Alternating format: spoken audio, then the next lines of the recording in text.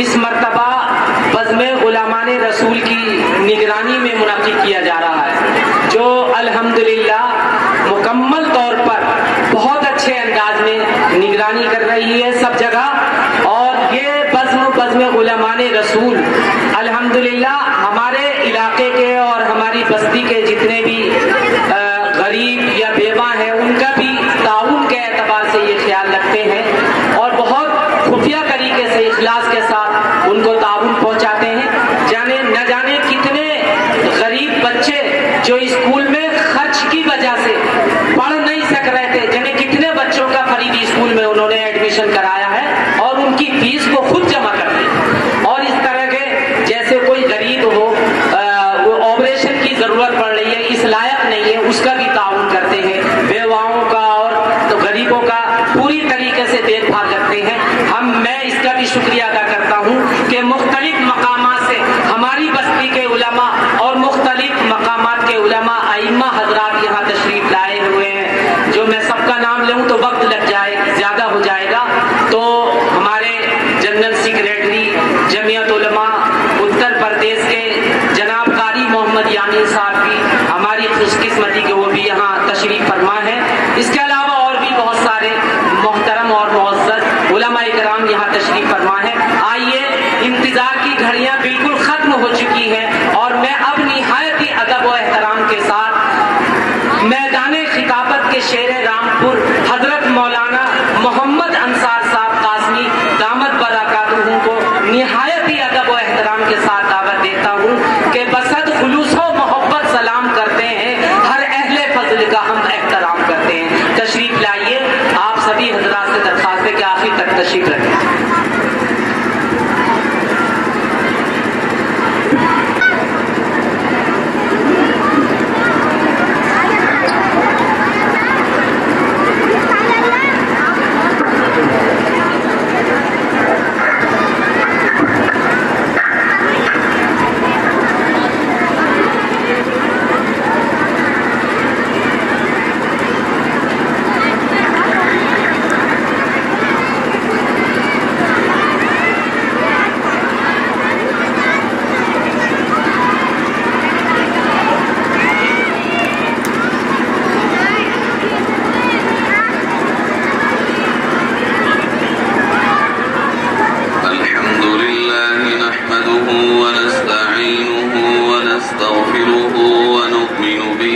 ونتوكل عليه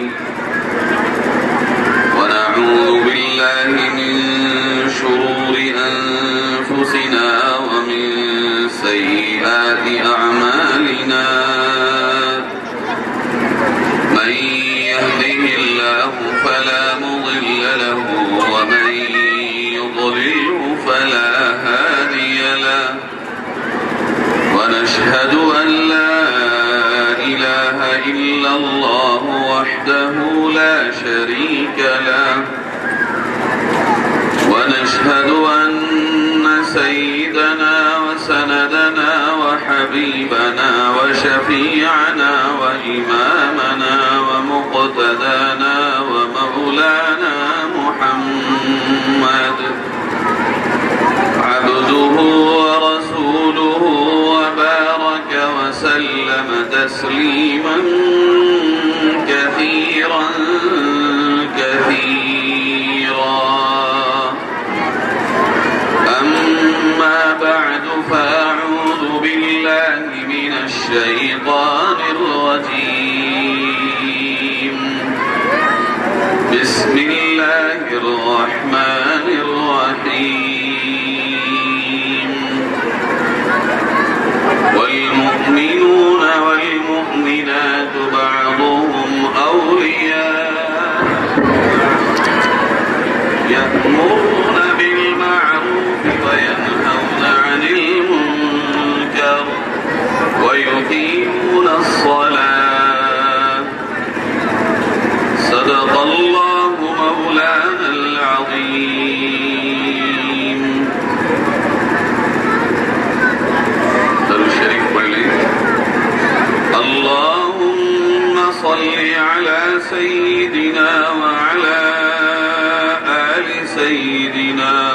مولانا محمد كما صليت على إبراهيم وعلى آل إبراهيم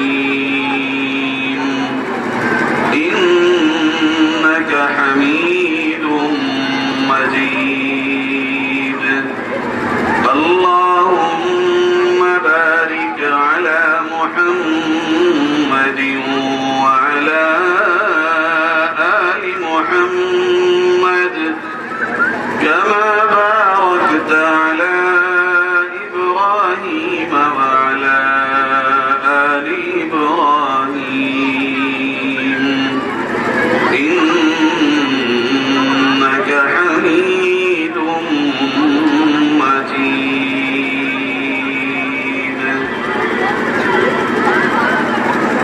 انتہائی معزز علماء کرام، دینی ایمانی بھائیوں، بزرگوں، نوجوان ساتھیوں، خصوصاً اس اجلاس میں شریک ہونے والی میری ماں اور معزز بہنوں، بہت دیر سے بہت ہی قیمتی باتیں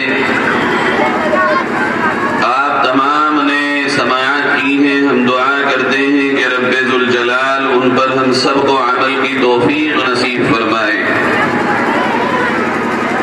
اور اس اجلاس میں ہم سب کا یہاں آنا قبول فرمائے.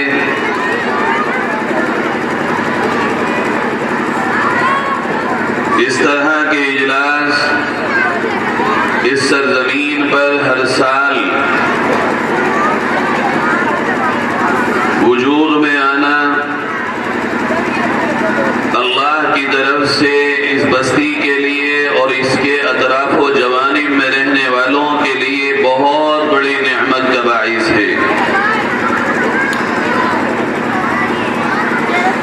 اتنی بڑی تعداد میں ماؤں کا، بہنوں کا یہاں جمع ہونا، یہ اس دور میں ہمارے لیے امیدوں کے اضافے اور امیدوں کے قوی ہونے کا ذریعہ ہے. جس دور میں امت مسلمہ کو مایوس کرنے کی اور مایوسی کے اسباب کی محنتیں ہو رہی ہوں، حالات دکھائی بھی ایسے ہی جا رہے ہوں کہ جس طرح یہ امت بس اب اور کب ختم ہوئی اور اس کا سفینہ اب ڈوبے گا اور کب ڈوبے گا، جانے کل کا سورج کیا پیغام لے کے آئے گا. بہت سارے واعظین، مفکرین، تبصرہ نگار، مضمون نگار رات و دن اسی طرح کی باتوں میں لگے بھی ہیں کہ امت یہ ہو گئی، وہ ہو گئی، یہاں یہ ہوا، وہ ہوا.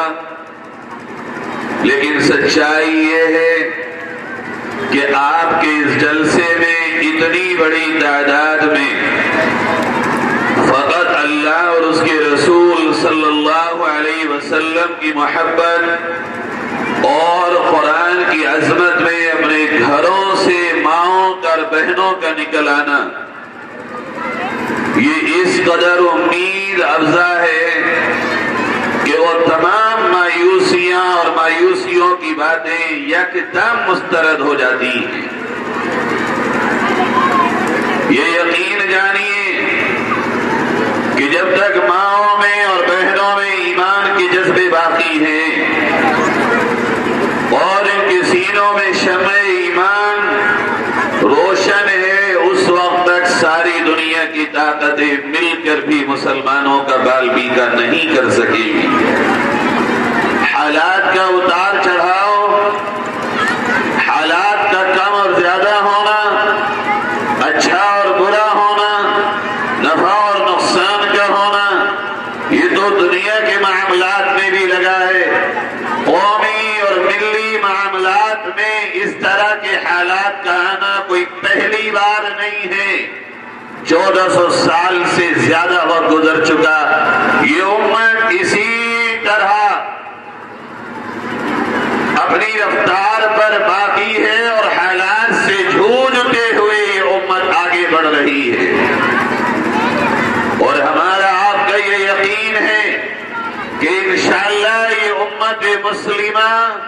صبح قیامت تک باقی رہے گی اور اسے کوئی نہ کل تک مٹا سکا اور نہ آنے والے کل میں مٹا پائے گا۔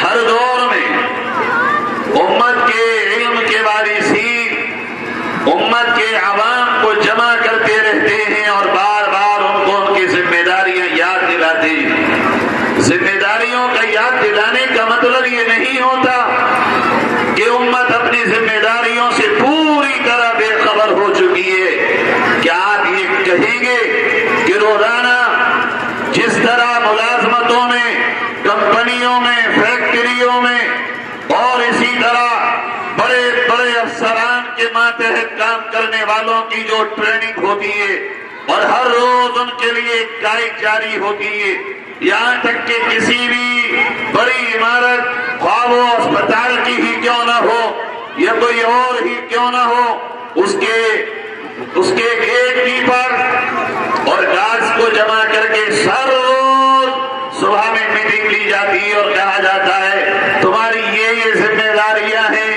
انہیں اس طرح پورا کرنا۔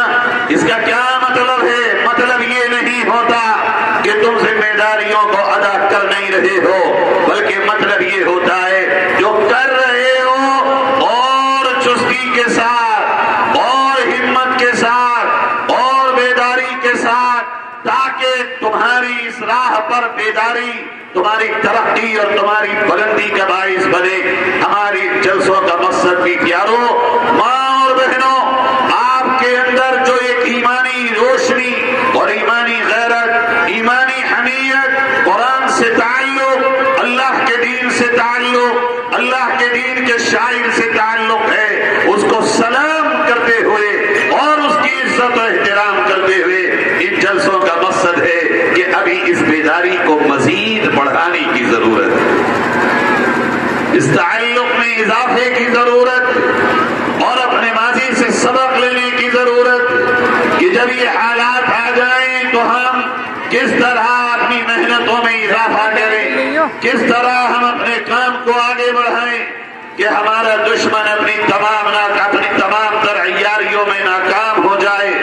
آج اسی پر چند گزارشات ماؤں کی خدمت میں خصوصاً اور اپنی بہنوں سے خصوصاً عرض کرنے کے لیے حاضر ہوا ہوں۔ پہلی بات، میری ماں، بہنوں اور بھائیوں، دو چیزیں ہوا کرتی ہیں، ایک حقوق اور ایک فرائض۔ ایک ہے حقوق اور ایک ہے فرائض۔ ان دونوں چیزوں کا علم حاصل کرنا ہر مسلمان مرد و عورت پہ لازم ہے، اور یہ بات کوئی میں اپنی طرف سے نہیں کہہ رہا ہوں۔ اللہ کے پاک نبی علیہ السلام نے کس زمانے میں یہ بات کہی تھی؟ طلب العلم فریضۃ علی کل مسلم و مسلمہ، ہر مسلمان مرد اور مسلمان عورت پر اتنے علم کا سیکھنا فرض ہے، واجب ہے کہ جتنے اعمال سے اس کا واسطہ اپنی زندگی میں پڑ رہا ہو، ان کے علم کے سیکھے بغیر وہ اپنی زندگی کو آگے نہیں بڑھا سکتا ہے۔ یہ دنیا آج نہ دے بلکہ واجبی علم کا سبق دیا، اس لیے کہ اگر ہمیں اپنے حقوق کا علم نہ ہو، کوئی بھی ہمارے حقوق پہ ڈاکہ ڈالے گا اور ہم اپنے حقوق سے محروم ہو جائیں گے، اور اگر ہمیں فرائض کا علم نہ ہو تو ہم اپنے اوپر عائد ہونے والی ذمہ داریوں کو کبھی بھی پورے طور پر ادا نہیں کر سکیں گے۔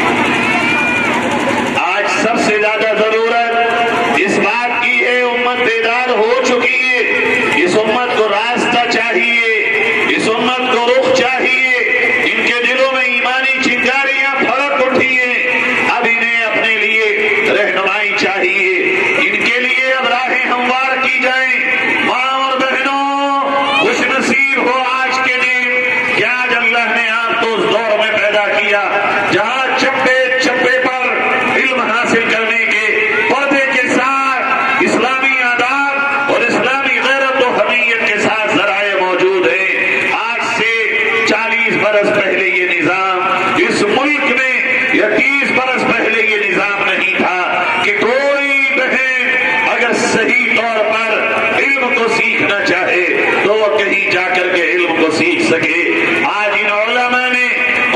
حکومت کے غیرت مند غیور ذمہ داروں نے چپے چپے پر بچیوں کے علم کے حاصل کرنے کے ذرائع فراہم کر دیے، خواہ وہ مدرسوں کی شکل میں ہو، بیانات کی شکل میں ہو، مجلسوں کی شکل میں ہو، اللہ والوں کی خانقاہوں کی شکل میں ہو۔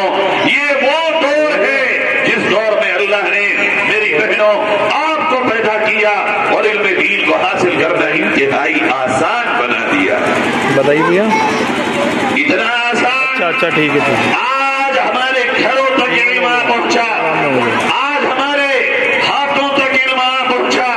ہم آج کے دور میں اگر چاہیں کسی بھی طرح کے علم کو حاصل کرنا، ہر طرح کی چیز آج ہمارے بزرگوں کی لکھی ہوئی موجود، قرآن کے ترجمے موجود، احادیث کے ترجمے موجود، مسائل کی لکھی ہوئی کتابیں موجود، ہر پہلو پر رہنمائی موجود ہے۔ بس ضرورت ہے تو اس بات کی ہے کہ ان چیزوں کو نشاندہی کریں، ان چیزوں کو آپ مارک کریں اور انڈر لائن کریں کہ ہماری زندگی میں اس وقت چل کیا رہا ہے۔ میری بات کو توجہ سے سنیے گا پیاری بہنوں، ایک ہے علم کا حاصل کرنا برائے علم، نالج فار نالج، کہ ہم یہ بھی پڑھ لیں گے، ہم وہ بھی پڑھ لیں گے۔ اسلام نالج کو منع نہیں کرتا، مگر خالصۃ نالج کا اسلام پسندیدہ بھی نہیں ہے۔ صرف نالج ہو، صرف علم ہو، علم ہی کی باتیں ہوں مگر عمل نہ ہو، اسلام زور دیتا ہے اس بات پر، آقا علیہ الصلوۃ والسلام کا زور ہے اس بات پر کہ تم وہ علم حاصل کرو جو عمل کے لیے ہو۔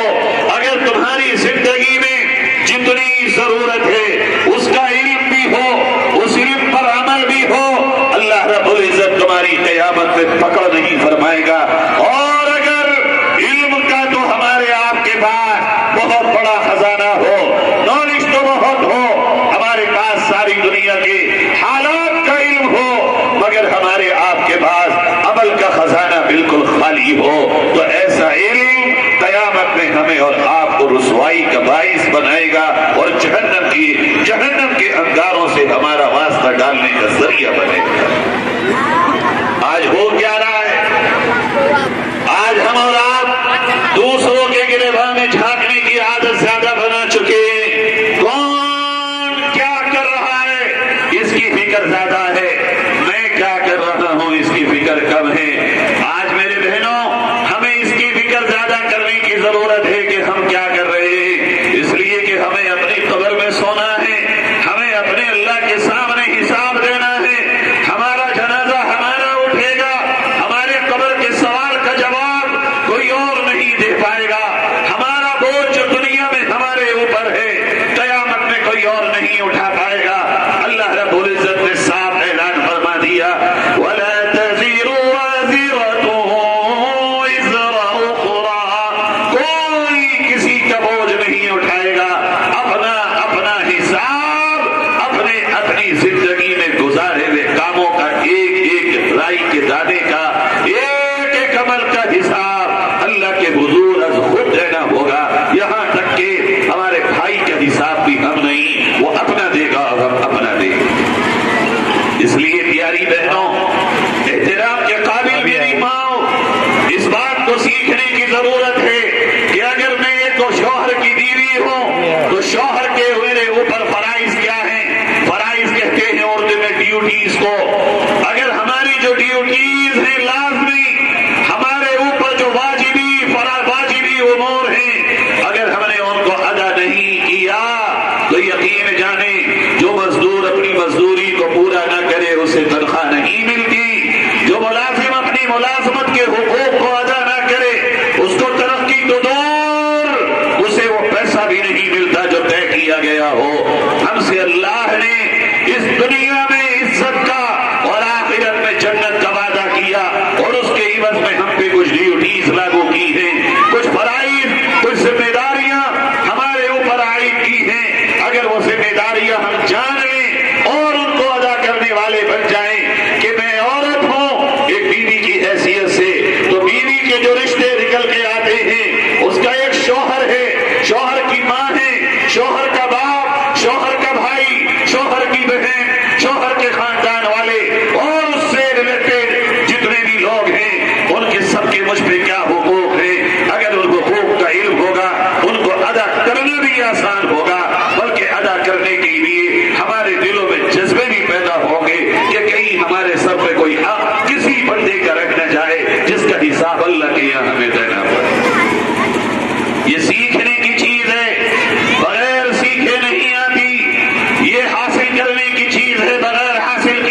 نہیں آتی. یہ جلسہ اس لیے نہیں ہے کہ اس جلسے میں سب کچھ یہ سکھا دیا جائے گا اور بتا دیا جائے گا اور پورے سال آپ کے لیے یہی کافی ہو جائے گا.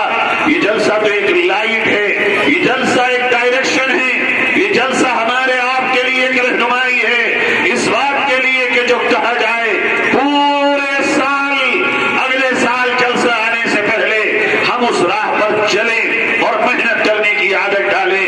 آج ہو کیا رہا ہے ذرا غور کریے.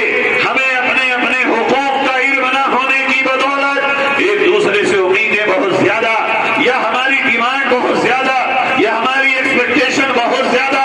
نتیجہ یہ ہوتا ہے جب ہم چیزوں کو اوور لے کے جاتے ہیں اور اوور ایکسپیکٹیشن ہماری ہوتی ہیں, بندہ اس کو کر نہیں پاتا, اور جب کر نہیں پاتا یہی سے اختلاف, یہی سے جھگڑے, یہی سے نفرتیں, یہی سے ٹوٹ پیدا ہوتی ہے. اور یہ اختلاف بڑھتے بڑھتے خاندانوں کے اختلاف کا باعث, رشتے داروں کے اختلاف کا باعث, قبیلوں کے اختلاف کا باعث, یہاں تک کہ مال اور جان دونوں کے جانے کا باعث بنتا ہے.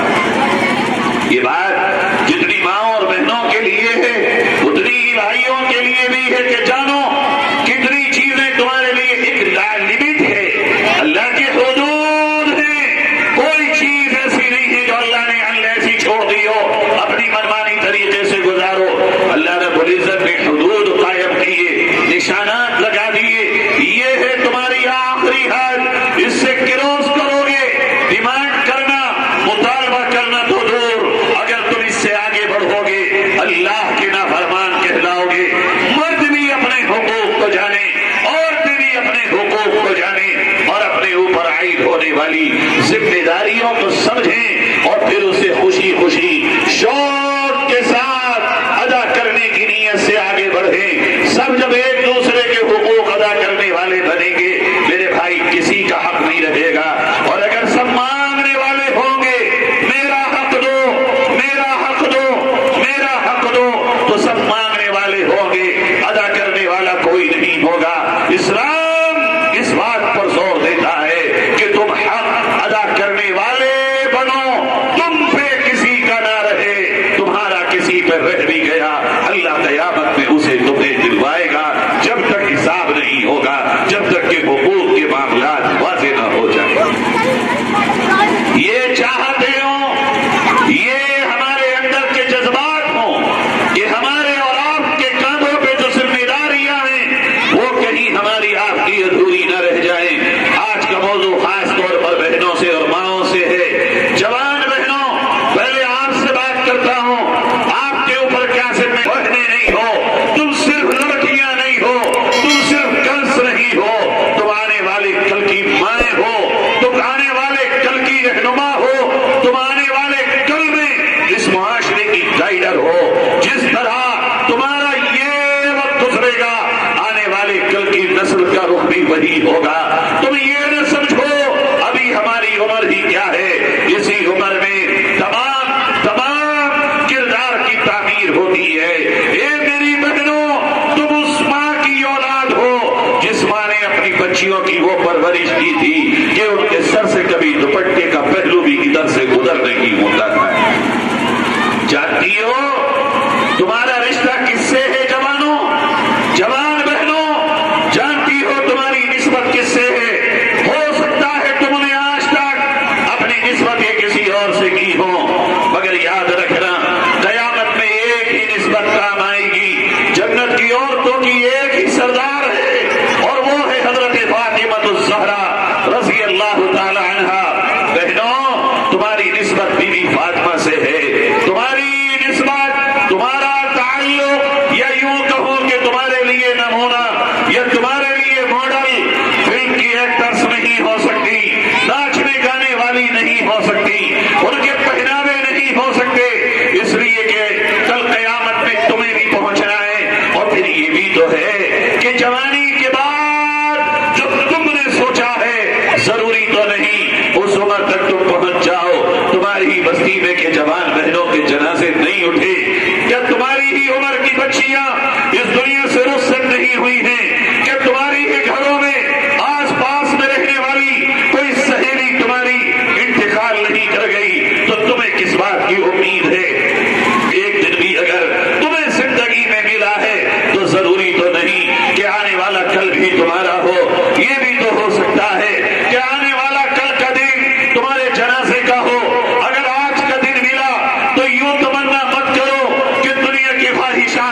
کر لیں، بلکہ تمنائیں تمہاری یہ ہو کہ فاطمۃ الزہرا جو جنت کی عورتوں کی سردار ہے، کل قیامت میں اس کے ساتھ کیسے کھڑی ہو جاؤں، کیسے میں اس کے دامن کو پکڑ کے جنت میں جانے والی بن جاؤں، کیسے میں بی بی فاطمہ کی نظر کرم کی مستحق بن جاؤں۔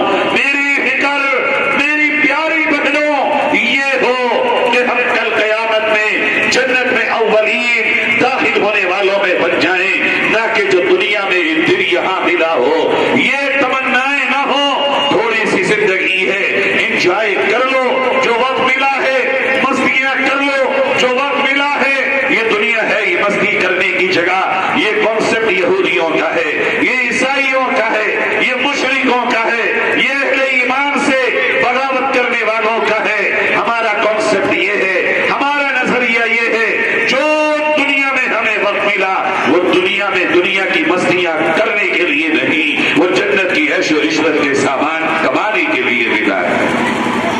کردار بناؤ۔